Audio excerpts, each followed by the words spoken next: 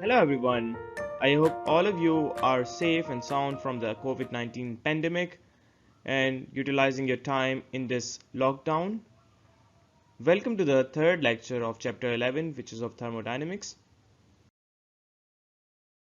In this lecture, we will be focusing on the first law of thermodynamics and its application.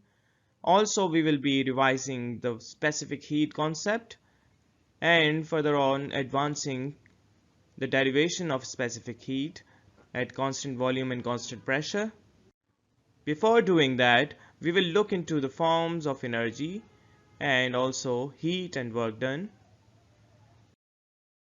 So what is thermodynamics?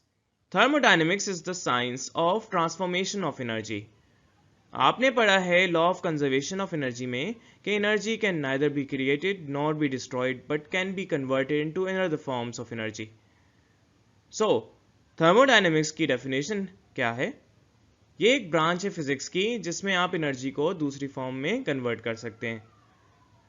और यहाँ पर हम heat energy की बात करते हैं, हीट को कन्वर्ट करते हैं दूसरी फॉर्म्स ऑफ एनर्जी में. एनर्जी क्या है? क्योंकि इसका ताल्लुक थर्मोडायनेमिक्स से तो इसको क्लियर करना पड़ेगा कि energy is the ability to do work और टू ट्रांसफर हीट. ये काम करने की सलाहियत है या हीट ट्रांसफर करने की सलाहियत है. थर्मोडायनेमिक्स दो लफ्ज़ों से मिलकर बना है जो कि ग्रीक लैंग्वेज से ताल्लुक़ रखते हैं, एक थर्मोस और दूसरा डायनेमिस. थर्मोस का मतलब हीट और डायनेमिस का मतलब है मूवमेंट, यानी हीट की मूवमेंट. तो हम कह सकते हैं कि thermodynamics is the study of movement, transfer and conversion of heat. तो थर्मोडायनेमिक्स में हम सिस्टम की बात करते हैं, और सिस्टम क्या है? It is anything under consideration, any object, any body, any region, it is called system. और उस सिस्टम के बाहर जो भी है वो सराउंडिंग्स हैं. सिस्टम और सराउंडिंग दोनों मिलके यूनिवर्स बनाते हैं. सिस्टम और सराउंडिंग के बीच में जो दीवार होती है उसको बाउंड्री कहते हैं.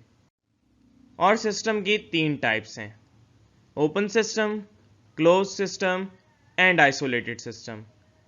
ओपन सिस्टम में मास और एनर्जी दोनों आ सकती हैं, जबकि क्लोज सिस्टम में मास दाखिल नहीं हो सकता, सिर्फ एनर्जी आ सकती है.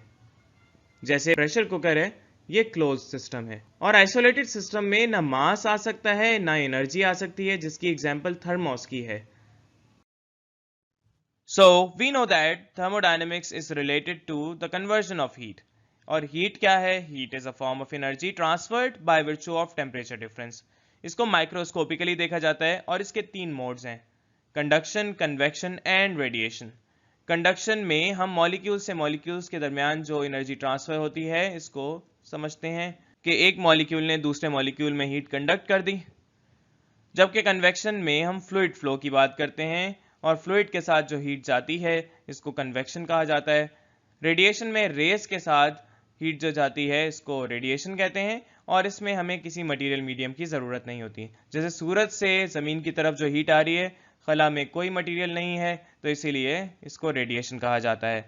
थर्मोडायनेमिक्स में हम जो सिस्टम इस्तेमाल करते हैं वो पिस्टन सिलेंडर डिवाइस है, जिसका पिस्टन मूवेबल होता है. ये मूवेबल इसलिए होता है क्योंकि यहाँ पर वर्क करवाया जा सकता है मॉलिक्यूल से. जब हीट सप्लाई की जाती है इस पिस्टन सिलेंडर डिवाइस को, तो मॉलिक्यूल्स की काइनेटिक एनर्जी बढ़ जाती है. जब काइनेटिक एनर्जी बढ़ती है तो फोर्स लगाते हैं मॉलिक्यूल्स पिस्टन पर और डिस्प्लेसमेंट होती है. हमें पता है कि work is the dot product of force and displacement, और ये एक मैक्रोस्कोपिकल एस्पेक्ट है. मैक्रोस्कोपिक इसलिए क्योंकि इसको हम अपनी आंखों से देख सकते हैं, और इसको हम रिलेट करते हैं मैकेनिकल एनर्जी से क्योंकि इसका ताल्लुक मैकेनिक्स से है.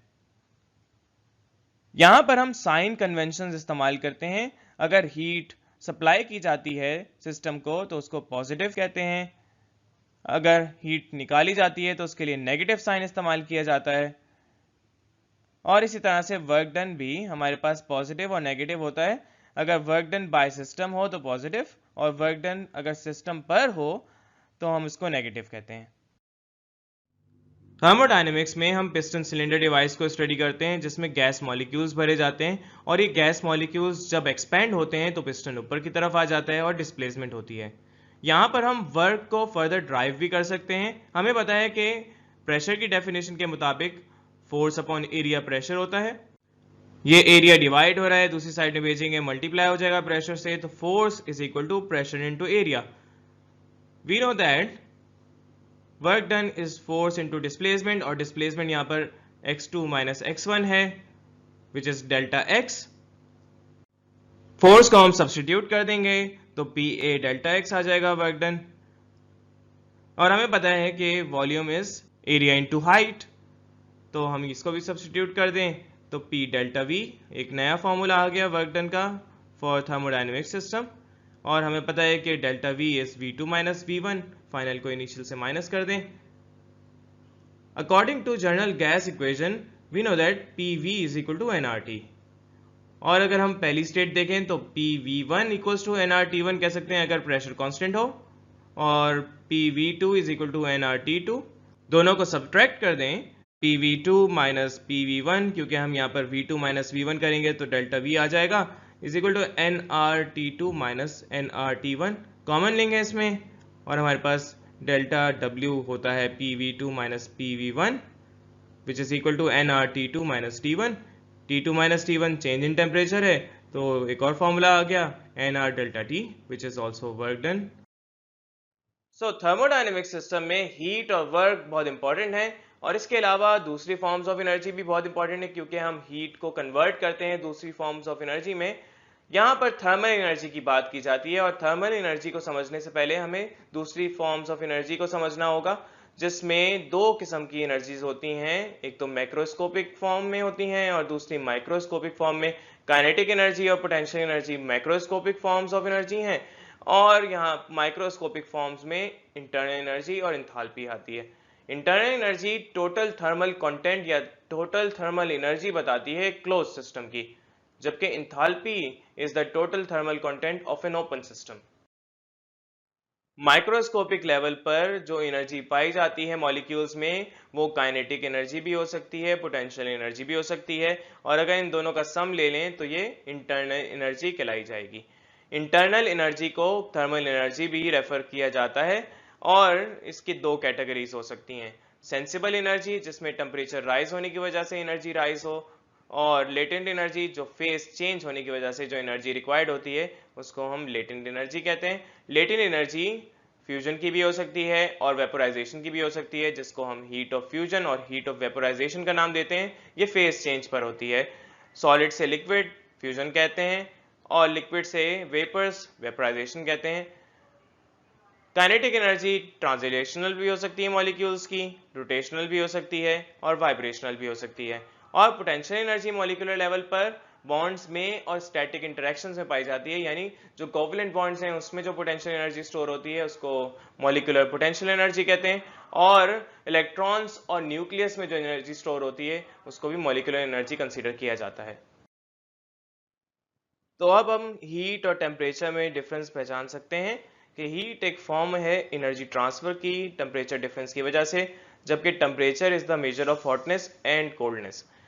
हीट हॉट रीजन से कोल्ड रीजन में ट्रांसफर होती है कंडक्शन, कन्वेक्शन और रेडिएशन की वजह से, जबकि टेम्परेचर फ्लो नहीं होता, वो इंटेंसिटी होती है हीट की। और ये डिटरमाइन कर सकते हैं average kinetic energy of molecule से। हीट का जो एसआई यूनिट है इट इज जूल्स, जबकि टेम्परेचर का एसआई यूनिट केल्विन है। हीट कैलोरीमीटर से मेजर की जाती है, और टेम्परेचर के लिए थर्मोमीटर रिक्वायर होता है। हीट माइक्रोस्कोपिक एस्पेक्ट है और टेम्परेचर मैक्रोस्कोपिक एस्पेक्ट है। हीट और इंटरनल एनर्जी में भी फर्क पहचानना बहुत जरूरी है। Heat is a form of energy by virtue of temperature difference, जबकि थर्मल एनर्जी जिसको रेफर किया जाता है इंटरनल एनर्जी से is the heat content of the body. Heat store नहीं हो सकती, जबकि थर्मल एनर्जी स्टोर होती है बॉडी में। हीट हॉट बॉडी से कोल्ड बॉडी में ट्रांसफर होती है बाय कन्वेक्शन, कंडक्शन और रेडिएशन, जबकि हीट ट्रांसफर होने के बाद हीट जो स्टोर होती है वो थर्मल एनर्जी है, और ये टोटल काइनेटिक एनर्जी होती है मॉलिक्यूल्स की। और हीट एक प्रोसेस है, हीट फिनोमिना है।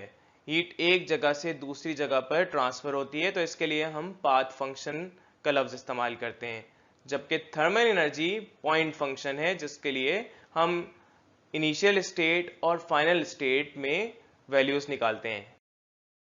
सो our main topic is laws of thermodynamics, और ये लॉज बनाए गए हैं एनर्जी की ट्रांसफॉर्मेशन को समझने के लिए, जिसके 4 लॉज हैं।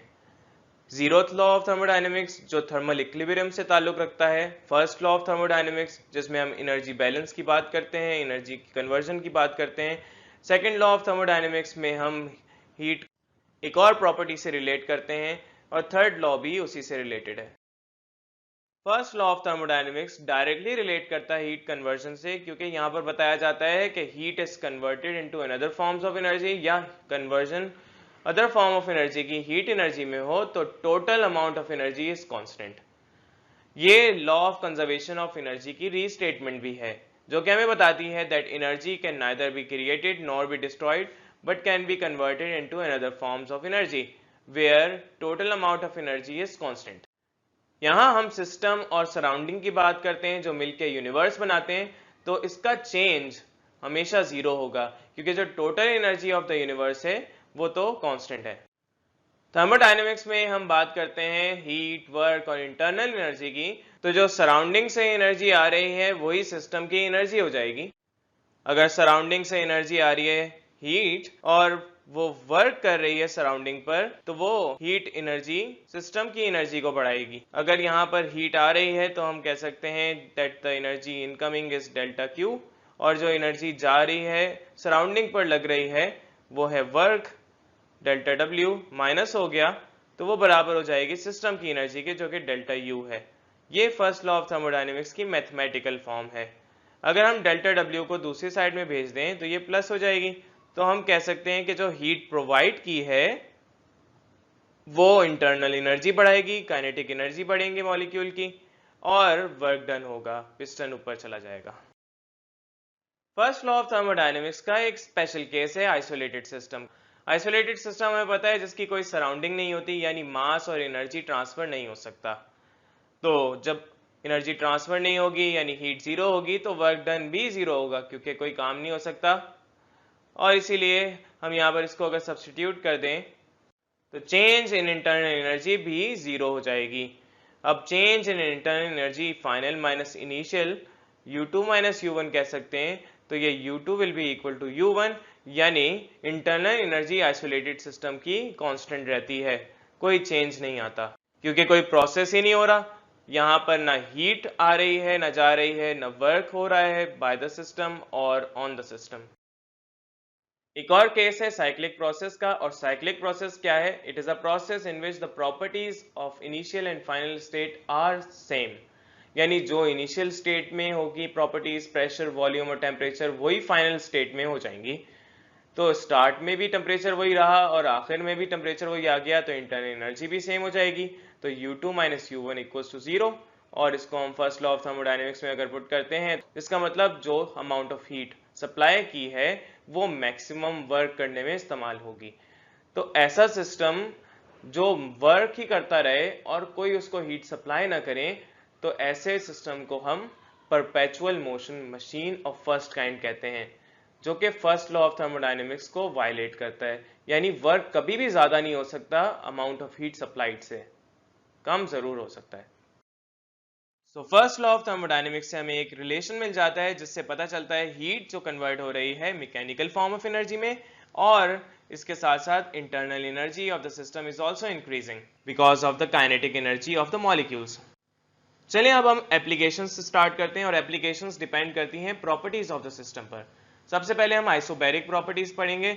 आइसोबैरिक का मतलब आइसोस इक्वल, और बैरिक का मतलब है वेट, और ये वेट जो है पिस्टन पर पड़ रहा है which causes pressure. Isobaric process में प्रेशर इक्वल रहता है, प्रेशर P1 P2 इनिशियल और फाइनल स्टेट के बराबर होते हैं। अगर हम हीट प्रोवाइड करें तो हमें पता है कि इंटरनल एनर्जी इंक्रीज हो जाती है सिस्टम की, और वर्क डन होता है, यानी वॉल्यूम इंक्रीज हो जाता है। तो हमें पता है वर्क डन का दूसरा formula which is P delta V, हम ये फर्स्ट लॉ ऑफ थर्मोडायनेमिक्स में सब्स्टिट्यूट कर दें तो हमारे पास delta Q will be equal to delta U plus P delta V, और delta Q is equal to delta U plus P V2 minus V1। यहाँ से हम इसकी ग्राफिकल रिप्रेजेंटेशन करें तो हमारे पास हॉरिजॉन्टल लाइन आती है, ग्राफिकल रिप्रेजेंटेशन में हम एक्स एक्सिस पर अगर वॉल्यूम बनाएं और वाई एक्सिस में प्रेशर बनाएं तो हम यहाँ पर एक इनिशियल स्टेट पर जो प्रेशर P1 रख रहा है वो P के बराबर है और इनिशियल वॉल्यूम जो हमारे पास है V1 है। इसमें प्रेशर कांस्टेंट रखने पर हमारे पास स्ट्रेट लाइन बनेगी which is horizontal line parallel to X axis. ये हमारे पास फाइनल स्टेट पर जो प्रेशर होगा वो P होगा और volume V2। Similarly isochoric process एक और प्रोसेस है which is constant volume process. इसमें वॉल्यूम कांस्टेंट रहता है। हमें पता है कि वॉल्यूम जब कांस्टेंट हो तो V2 minus V1 will be 0 और डेल्टा V 0 हो जाएगा।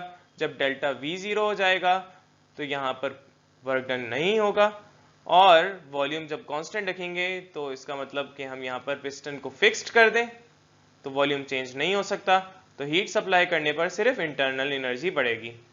तो फर्स्ट लॉ ऑफ थर्मोडायनेमिक्स के मुताबिक delta Q will be equal to delta U plus delta W और डेल्टा W है P डेल्टा V। जब P डेल्टा V 0 हो जाएगा तो delta Q equals to delta W which means that when we supply heat it only increases the internal energy।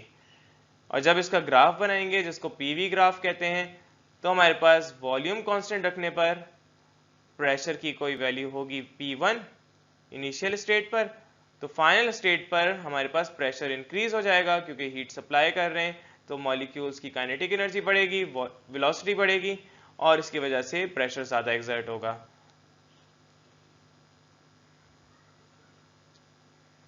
तो हमारे पास जो line आएगी that will B vertical line because of the constant volume. So next process है isothermal process जिसमें हम temperature constant रखते हैं और टेम्परेचर जब कांस्टेंट होता है तो काइनेटिक एनर्जी भी मॉलिक्यूल्स की कांस्टेंट हो जाती है और कांस्टेंट काइनेटिक एनर्जी पर इंटरनल एनर्जी भी कांस्टेंट होती है। So the change in internal energy is zero.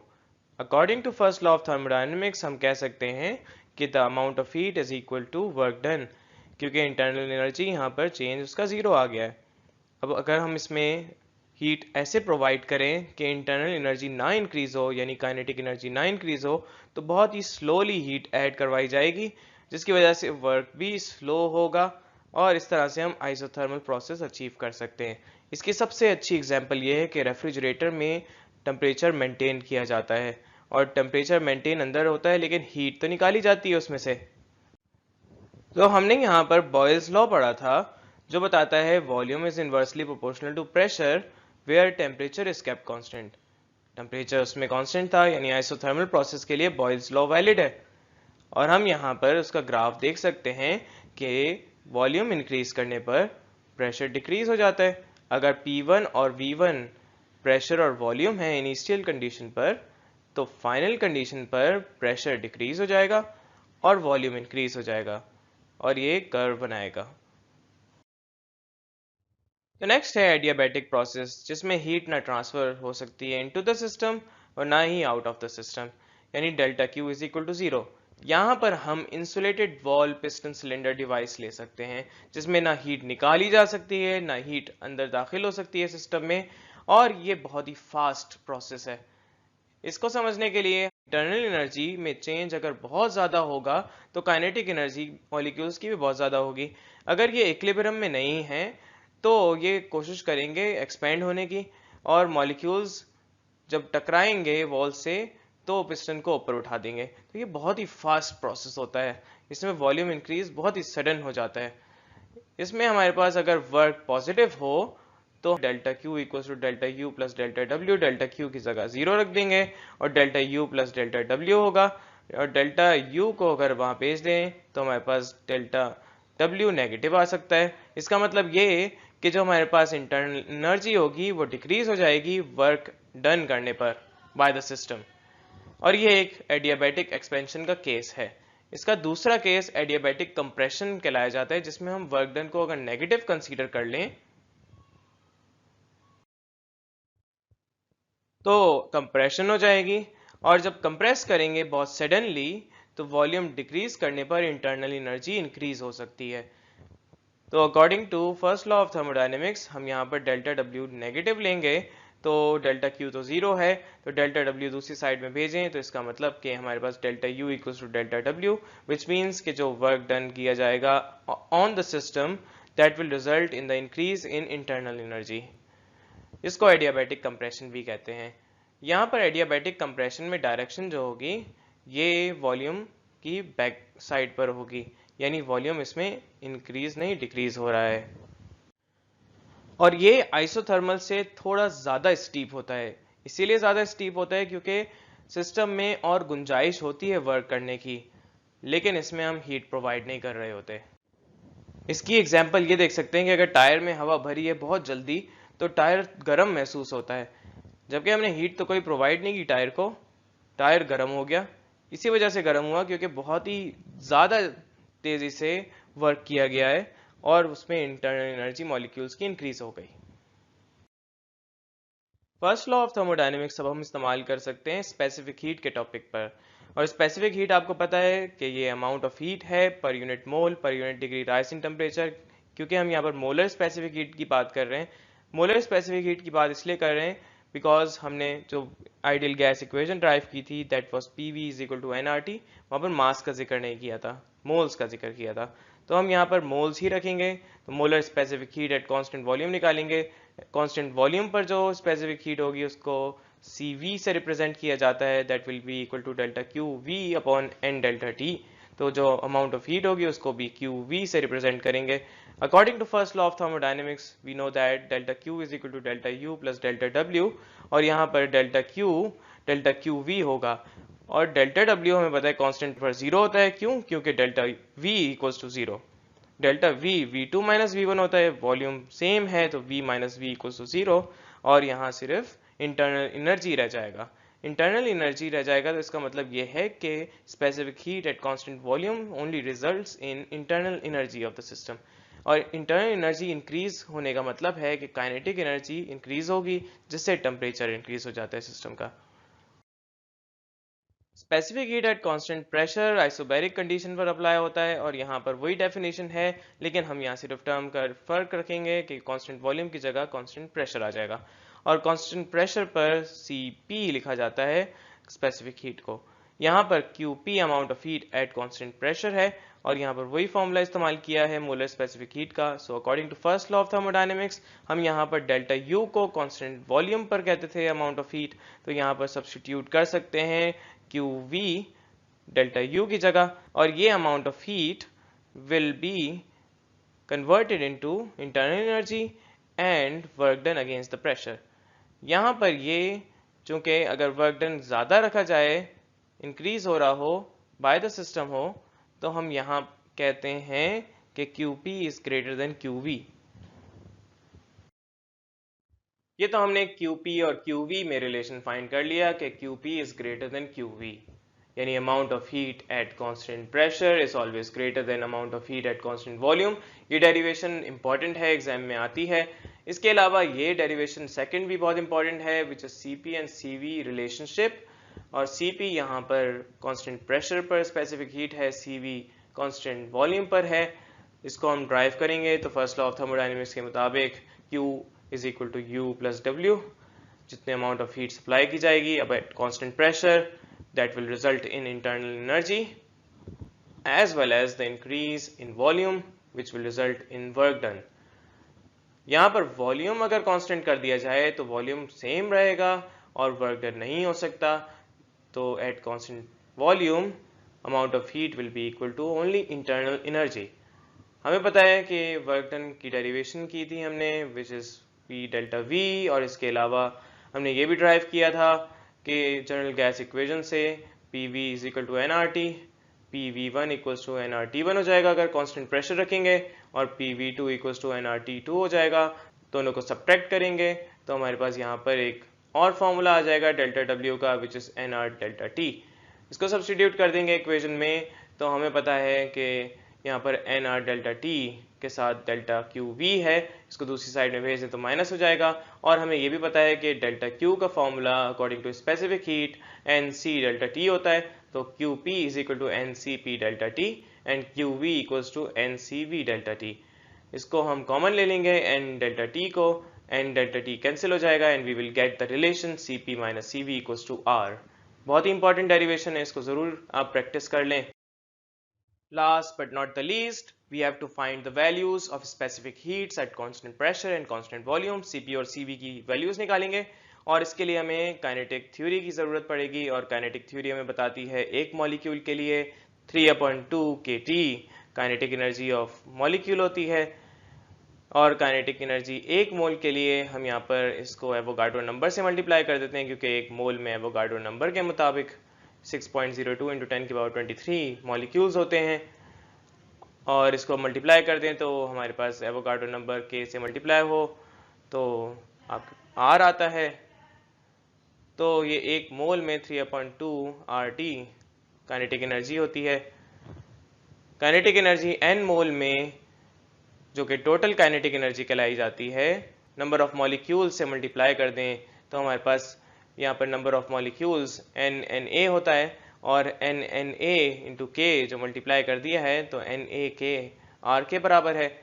तो यहाँ पर 3/2 nRT formula total kinetic energy का आ जाएगा for n number of moles.